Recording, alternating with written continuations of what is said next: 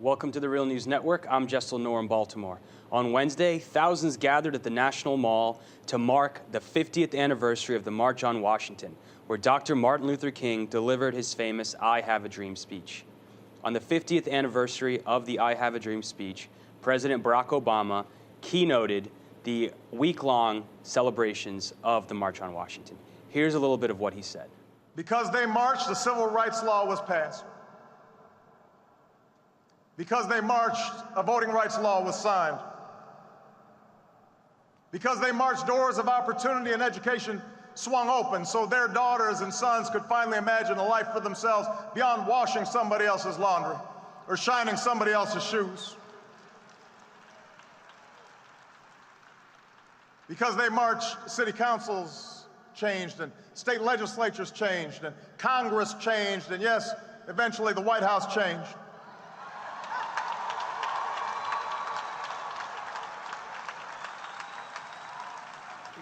Now joining us to talk about the speech and the March on Washington and what it means today is Anthony Monteiro. He's a professor of African American Studies at Temple University in Philadelphia.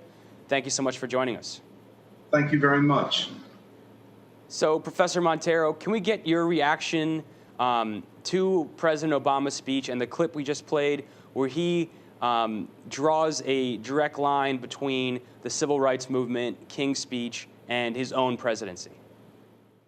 Well, it was a very cynical effort to connect himself and his presidency to the legacy of Martin Luther King Jr.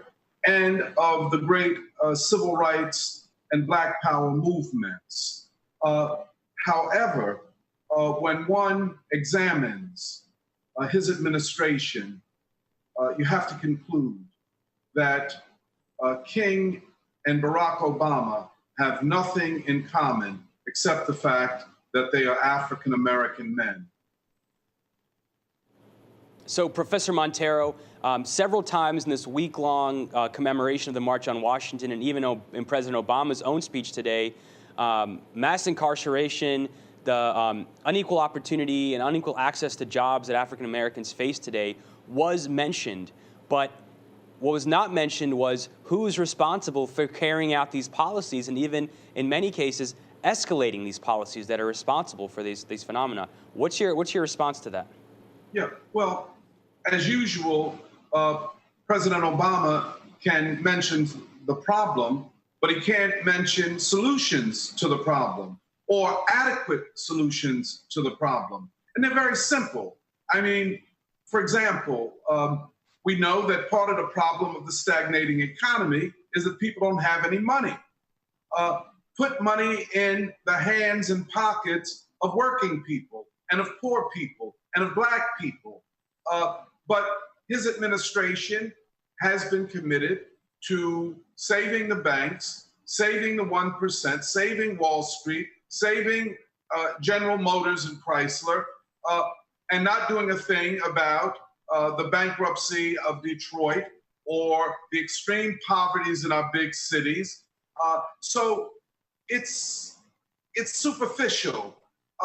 It's almost like phrase mongering because he does not ever address the question of solutions to these problems. And as the president, one would think that he has the power to begin to put forward an agenda of solutions. He never does it.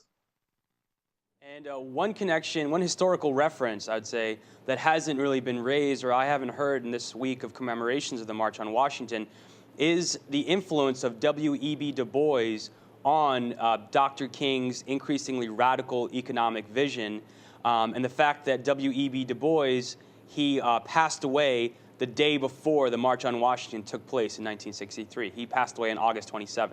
What's the connection? What is that connection? Well, in one sense, it's a symbolic passing of the baton from Du Bois and his generation to King and that generation. Now, that is not a small matter because W.E.B. Du Bois died in Ghana. before leaving this country to live the rest of his life in Ghana, he made a statement that capitalism as a system was unsustainable, and that rather than being a mechanism for the ending of racial inequality, it reproduces racial inequality. King would ultimately arrive at a similar conclusion. King would call, by 1966 and 1967, for a social democratic reorganization of the American economy, one that would put people before profits. At the same time, King, only a few years after the March on Washington, would embrace the anti-war, anti-imperialist position that Du Bois had taken, and for which Du Bois was indicted as an enemy of the nation, as an agent of a foreign government.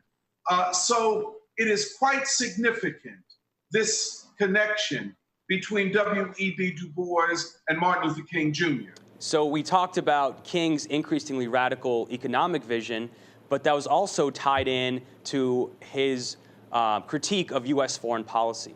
We'll play a clip of a speech King gave in 1967. The bombs in Vietnam exploded home. They destroyed the dream and possibility for a decent America.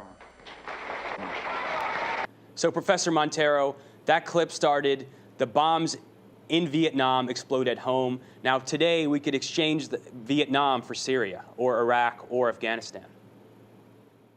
There's no question about it. King's increasingly radical economic and anti-poverty and working class positions were connected to his growing opposition to the war in Vietnam and to American militarism.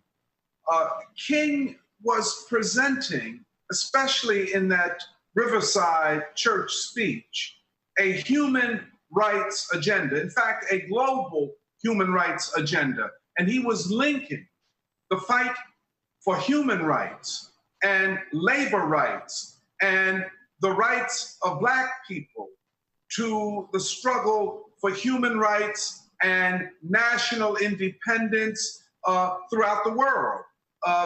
He had been an advocate and a supporter of African independence for at least a decade. He was present at the independence celebration of the first Black African nation to achieve independence, Ghana. And he gave a very moving speech entitled The Birth of a New Nation. By the time he gives the speech in 1967, he was convinced that not only was America on the wrong road in terms of its domestic, economic, and social policies, but it was on the wrong road in terms of its foreign policies, which he argued were increasingly driven by the interests of the military-industrial complex. This relates directly to President Obama's foreign policy. If Lyndon B. Johnson was unacceptable to Martin Luther King and a large part of the civil rights movement, Barack Obama, who is even to the right of Lyndon B. Johnson, at least Lyndon B. Johnson did not have a kill list and a drone war policy. If Lyndon B. Johnson was unacceptable to the civil rights movement in 1967, Barack Obama cannot be embraced by those who are genuinely concerned about civil rights and the interests of the poor. Professor Monteiro, thank you so much for joining us. Thank you very much. Thank you for joining us on the Real News Network.